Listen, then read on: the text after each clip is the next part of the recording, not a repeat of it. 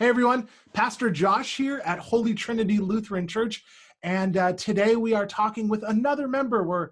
We're talking with Sandy Frojelin. Sandy, thank you for agreeing to have a conversation with me today. Sure, I'm glad to be part of it. The first thing I've been liking to ask people is where you're from in the Bay Area. I assume that nobody's from the Bay Area and that they're all from somewhere else. Where are you from? So I'm a rarity because I am a native San Carlin and I am living in the same house I was born and raised in. Are you really? And Holy Trinity Lutheran Church is the church that I was baptized in. I don't know that I knew that, Sandy. There are a couple of people in the church like that. I didn't know that you were one of them. Yeah. Did you do like confirmation with anybody in our church still? Because there are a few people. No, so our family left Holy Trinity and went to Gloria Dei Lutheran when I was like in kindergarten age. So I was only there at Holy Trinity until about age 4. And then we never came back until after I was married with Erlen and we had moved back to the area, and we were looking for churches, and Holy Trinity happened to be one of them. And I'm like, this sounds familiar, this name and everything. And then I realized that was where I had been baptized. Oh my gosh, that is so cool. Now, Gloria Dei Lutheran, is that the Wisconsin Synod? Yep. Yeah. Yeah. Your parents went all the way to the Wisconsin, huh? Yeah. Woo. Yeah. That was an interesting place. Well, Lutherans are different, right? Yes. Are you in the house that your parents were in? Is that what you said? Yeah. So both of my parents are deceased, and so my brother and I inherited the house, and so so this is where I'm living. When did your parents die? My dad died in 87 and my mom died in 1993. So unfortunately. And you have a brother still? I have one brother who's 3 years older, and he lives in Tahoe. He lives in Tahoe? Yeah. Oh, that's cool. So when we want to get our share of snow, we can go on up and visit him. That's awesome. And you have 2 children? I have 2 children. I have Nathan and Joshua, who were both baptized in Holy Trinity. So Nathan is 19 and Josh is 16. Right on, right on. Do you have what drew you to Holy Trinity? Like when you originally, was it the connection to your baptism? Was it just, it was close? It was close. It was, we looked at like Holy Trinity Lutheran. We looked at Grace Lutheran. We went to a couple of different ones, but we liked the fact that it was close. We liked the fact that it was kind of family. And one of the neat things I remember back when we visited was that after you visited and, you fill in that little member card that you were visited that day, later on that same day, someone had come by and put a loaf of bread on our door with a note saying, "Thank you for visiting." And I just thought that was so sweet and so nice, such a unique way to approach and say thank you and welcome and everything. That's really cool. So we kept on going back as regular visitors for a long time before we applied for membership. Who was the pastor when you started coming? Pastor Kim. Kim Croxad. Yeah. Awesome. Pastor Kim, yeah. Awesome. So she was cool. Very, very welcoming. We loved that she had a family there. She was very much about wanting kids to be a part of service, and it was very cool. Wow, that's awesome. And I, that's actually something that I've heard from more people is like, Kim was very interested in keeping kids as part of the worship service. And in fact, even her, they have the wall of pastors pictures, right? And you have all these like guys in these, these poses reading Bibles. And then you have Pastor Kim and she has children surrounding her. And I just think that's that seems to be indicative of who she is as a pastor. Right. Very so. That's awesome. Okay, so what do you what do you do? What is your profession? I am a registered nurse. I didn't start out in nursing though. I wanted to be a nurse, but my mom talked me out of it. She thought that back in the day, she thought that nurses only did bedpans and did bed baths and dirty work, kind of get your hands dirty kind of thing. So she wanted me to look at other things. And as it happened, when I was volunteering at Sequoia Hospital, I worked with in the extended care unit that was like the subacute care, and I ran into a recreational therapist, and I enjoyed what she did and the impact she made on patients, and so I went into recreation therapy for my first career. But found out What's recreational therapy? so recreational therapy, if you look at like physical therapy and occupational therapy, physical therapy uses movement and motion as their way of progressing. Occupational works on fine motor coordination, life skills, and recreational takes it all into play, but puts it in your daily setting. So we would take patients that were spinal cord injury paraplegics, and we would take them out on an outing to the movies where they had to navigate doing their weight shifts. They had to navigate how do they find the handicap entrance, making them ask, how can I get this open for me? Making them reach in and get their own change and do all those things in a safe setting where they had someone who could help them if they needed to, and we could help them problem solve for areas that came up. What a cool thing to do. It's awesome. I love rec therapy. Yeah, that's really great. Very cool, except the only thing is it's not third party reimbursed, so it's not recognized from insurance companies as a reputable therapy. So I know. So it's the first kind of line to be cut. So you'll see, you won't really see recreational therapists unless it's maybe like a brain injury unit, like Santa Clara Valley Medical has recreation therapy department that's very well known. Rancho Los Amigos Medical Center that does a lot of trauma patients has rec therapy. Stanford has rec therapy, especially with their peds, but not in a regular setting, unfortunately. So activity directors, you'll see a lot in nursing homes as activity department, but they don't get the kind of recognition that they should as therapists. And what sort of education / training do you have to do something like that? So recreation therapy, I did a 4-year degree at San Jose State. Oh, that's cool. Yeah, so I did that. Did any of that transfer to nursing when you decided? Oh, totally. I never regret what I did, because all the skills of interpersonal communication, being able to advocate with patients, build a bond, look for what it is that they need, really helps to build that bridge when it comes to nursing. Because even though nursing, you're giving them medications, they still has a problem or issue you're trying to solve and help to manage. And that problem and management goes beyond just those 5 minutes that you're there with them in the room. It's among their whole life. Right. So that holistic aspect really helped out with my nursing. That's really cool.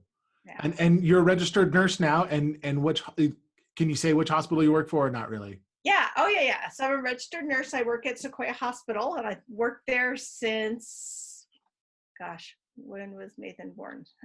So I've worked there since 2001. 2001. And what do you like about nursing? I love being a nurse. I love the fact of giving back, taking care of someone, helping them learn to take care of themselves and to advocate for themselves and their life. And is there a certain like department that you work in or a floor? I don't know how that all works.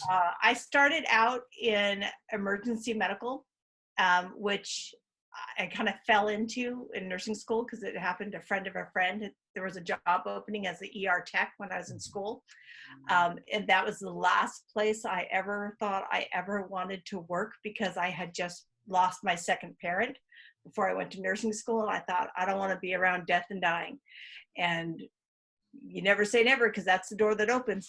And so I fell into working in the emergency department, and I worked as tech during nursing school. And then they hired me on as a nurse when I graduated. So it was wonderful working with the people that had helped kind of train me along my journey as well. And so I worked in Chicago for about 3 years in the emergency department, and at a local hospital. And then Erlen and I met Erlen back here before I went to nursing school. We got married and we moved back to California.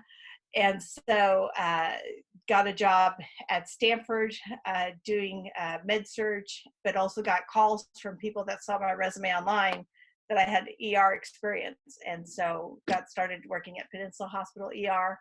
And then after I had the baby, went back into ER at Sequoia so I could be closer to home and stuff. Sequoia is only a few minutes from my house, so it's right close.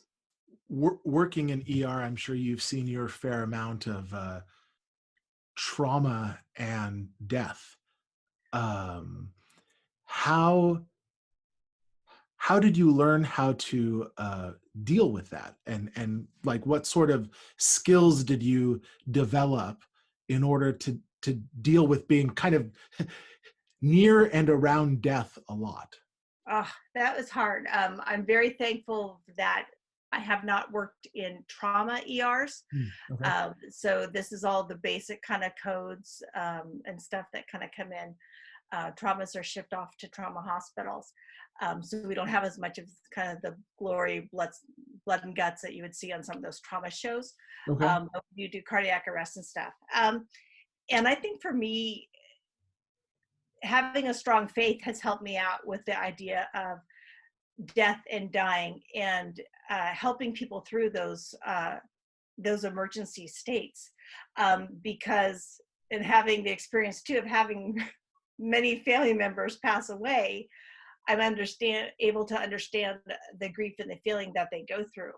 And certainly different types of situations bring up different emotions, because I've had, young children come in that were SIDS babies, and you have to put your feelings aside so you can take care of the situation, but then you also have to allow yourself the time to grieve too, and to be with others. So I'm very fortunate in the fact that the hospitals I've worked for have had strong spiritual care departments. So codes, usually the pastoral care will come down and talk to us and see how they're doing. They'll say prayers to those of us that want it. And I'm also a strong advocate for spiritual care being part of that whole person experience. So when I've had people that have come in code situations, I'll ask our secretary to call for the spiritual care so that they can be there for the family, so that I can take my attention to the patient. Yeah. So each person has what they're in charge of. And I think that's a really great holistic way of looking at kind of those sorts of situations, right? When I was in seminary, we have to do something called clinical pastoral education. And I did it's basically spiritual care in a clinical setting. And I did mine with hospice.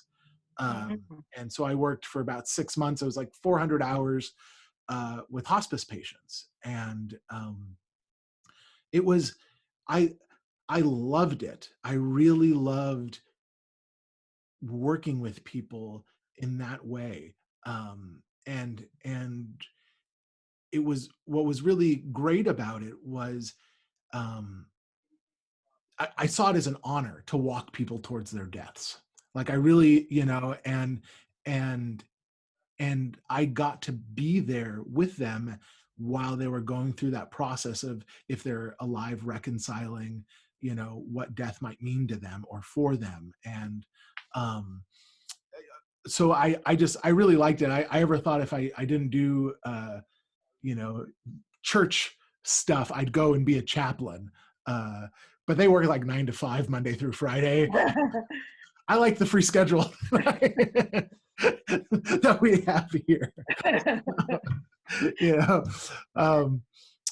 Okay, so Okay, so we talked about what you're doing for, are you, I'm sure people are wanting to know, are you working right now during this So, pandemic? so not right now. So I switched a while back from emergency room, took a break from all that stress, and I work in outpatient settings now. Mhm. So a lot of my outpatient work has been canceled because of the COVID, because those elective procedures have been put on hold. So I have not been called in necessarily for a lot of shifts. And for those that I'm able to do, I look at the risk factor for me because I have my own risk factor. So I'm glad I'm in a position where I can accept or reject some of the offers. So I'm not really working right now in the hospital, but I still am. I teach uh, for Kenyatta College. I teach Introduction to Pharmacology, which we now put online because of COVID.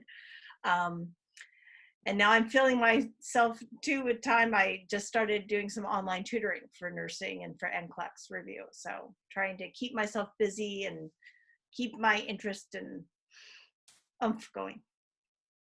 That's nice. That's did you know Kim Ding also teaches? Yes, I found that out recently. Isn't that cool? Yes, yes. The connections there, right? um, Hobbies. What sort of hobbies do you have? Dance. I love dancing. I started out in gymnastics and jazz when I was little, and then I got into ballroom dancing Ooh. uh, because my parents would take ballroom dancing down at the Park and Rec, and I would go with them because I was little, no one, to babysit. So I would sit there and watch them. And then the owners there would have me start playing the records for them. Instead of them having to go and start the song over, they'd have me do it. And then they would notice the attention I would have to stuff going on. So if the wife were sick, occasionally the gentleman would come over and have me demonstrate with him dance steps. So I got into dance that way, and my mom enrolled me in, and my brother, in ballroom dance lessons. And I did ballroom dance from third grade all through the end of high school. Whoa, that's really cool. Yeah. So we Did your brother ever stick with it? Yeah, I loved it.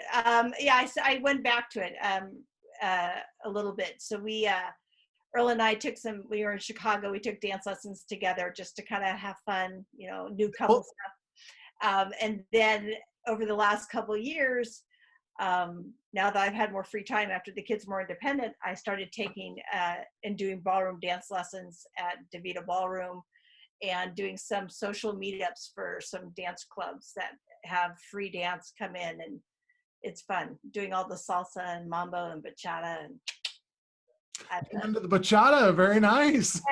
that. I did jujitsu with a guy who did bachata, and he was really good. He was really good. Yeah. Um, did your brother also ever stick with it, or no? No, he did it for a few years, but that was it. No. Oh. So I stayed with it, and I became one of her. They called it the polka dot girls. The assistant teachers in the class would have these dresses with polka dots on them, so you know who the helpers were. Mm-hmm. And then we also did shows at different functions, and we had an annual cotillion up at Kenyatta College every year. So one of these days I'll find old pictures of dance outfits and stuff. I'd love to see him. Back in the day. Back in the day. That's cool. Now I know Josh does dancing. Yes. Did he get that from you, or was this kind of? I like to think he did. I think his hips move more like mine than Erland's. But yeah, so he likes dance. He likes hip hop. He doesn't want to do ballroom and stuff, but he's getting into jazz and tap because of his different shows that he's been in. He's had to be exposed to different things, and he has a natural talent for jazz and tap. So I kind of wish he'd do a little bit more of that. So we'll see. Totally. And do you also teach dancing? Is that right? Right now? So I've taught a little bit of dance to like seniors and stuff in the past at Senior Park and Rec, but I also do what's called U Jam, So it's aerobic dance, and it's kind of like Zumba, but it's more hip hop based. And so I started teaching that through the Park and Rec. That is awesome. So July 18th, if all the restrictions are lifted, Park and Rec is doing outdoor exercise for the different things like yoga and stuff throughout. If you look in the Park and Rec magazine, every Saturday, I think June through July, they're doing outdoor exercise. And July 18th is the day that I would be doing UJAM in the park at 9 a.m. If it happens, I hope it will. Yeah, I'm gonna write that down. 'Cause I'm gonna, I'll do it. All right, okay. I'll make a fool of myself, but I'll do it. It's all about having fun and exercising. And Totally. You just gotta love what you do, right? Like, absolutely, you have to love what you do. I think there's this sense that that some people have that if they're not going to be like experts at something, that they're just not going to do it. Like, so if they're, you know, if they like painting but they're not really that great, or they like to dance but maybe they're really not that great, so they don't do it at all, right? Yeah. Really, it's about having fun, and it's about just loving it, right? Yes, absolutely. Yeah, you got to do what you love. Yeah. Life's short. Do what you love. Have fun and bring that joy to life. For sure, for sure. Okay, let's talk for a second about what you value. Like, what are some things that you like, characteristics, virtues that you try to embody?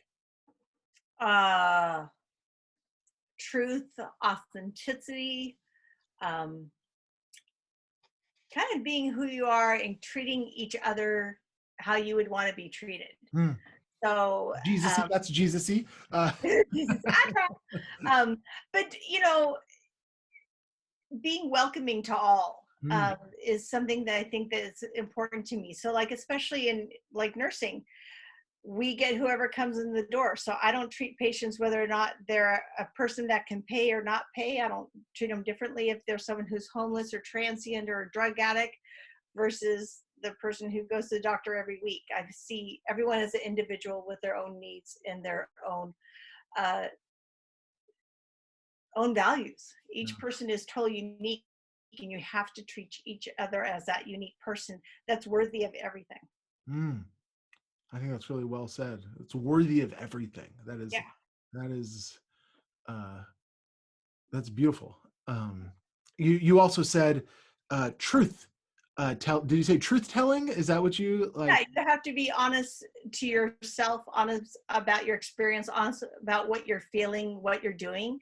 Yeah. You know, in nursing, we rely on the patients to tell us the truth of what they're doing, what they're taking, so we can help them out the best. Right. Because if they're not telling us the whole story, we're not able to treat them 100% to the best. Yeah. And also, we want to be able to tell the truth to our patients, but tell it also with kindness too, and how we tell information, because sometimes we have to tell bad news. So you have to work on how you say things. Yeah, because there's a sense, sometimes I have heard people say something very mean, and they'll just be like, what, I'm just telling the truth. And there's a way of telling somebody the truth that is tactful, is filled with kindness and empathy, but it's still the truth. And it may be hard to hear, but it's still the truth, right? So I think that's really great way that you've put that. And just your sense of hospitality. I think that's a really it's a really beautiful characteristic to try to embody. I think that's something I really got a sense of from my family and growing up, is that sense of kindness and welcoming. You know, you're here to see what you can do for others. We're all here to be together and to share everything. So let's see what we can do to get along. Let's see what we can do to live together. So Is there anything that you think of from your family that has shaped you in that way? A story of some sort, or something you've learned from them, or?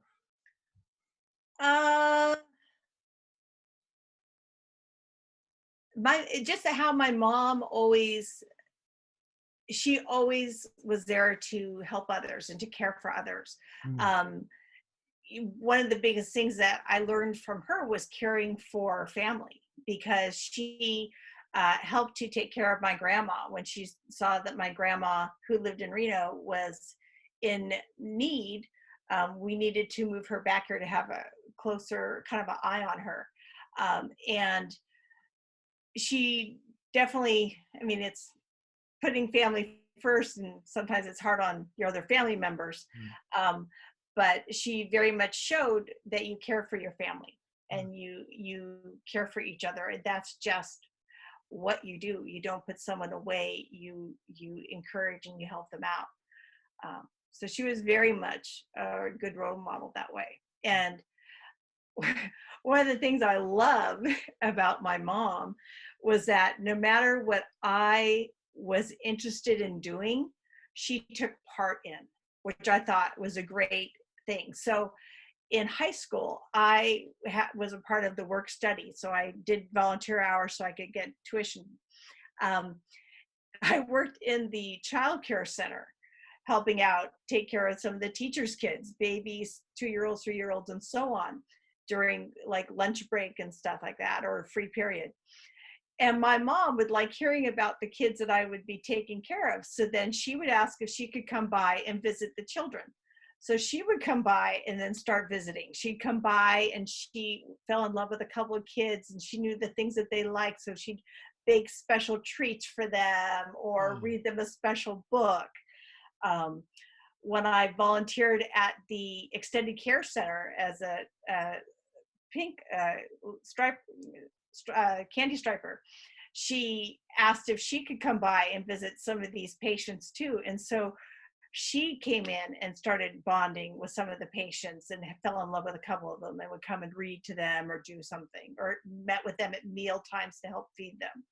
Um, or when I worked as a recreation therapist in a nursing home, she would come by and visit patients. And she would actually she got authorization to do it, to take some of these patients out, as a special visit when their kids couldn't come by to visit. She'd take some of these little ladies out to lunch and stuff, and did stuff. And it's just that kind of thing is what role modeled for me. yeah, that's beautiful. What a Isn't that beautiful awesome?